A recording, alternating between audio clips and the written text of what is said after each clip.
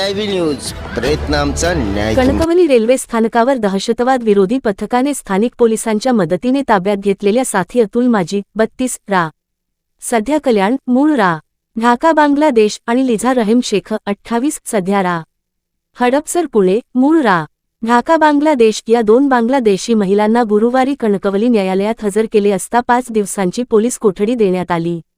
बुधवारी पहाटेच्या सुमारास ही कारवाई करण्यात आली होती। सध्या देशभर घुसखोर बांगलादेशींना पकडण्याची मोहीम गृहखात्याने हाती घेतली आहे। त्यानुसार ही कारवाई करण्यात आली। कणकवलीत आढळलेल्या वरील 2 बांगलादेशी महिलांकडे भारतीय नागरिकत्वाचे कोणतेही पुरावे आढळून आलेले नाहीत। त्यामुळे त्यांच्यावर विदेशी व्यक्ती अधिनियम 1946 चे कलम 14, पारपत्र 1950 नियम 3(6) नुसार गुन्हा दाखल करण्यात आला होता।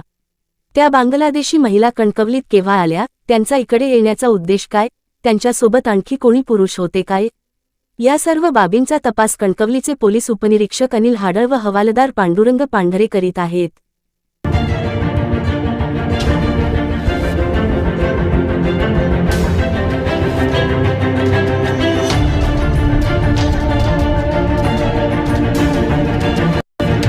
CIB न्यूज, प्रयत्न आमचा, न्याय तुमचा।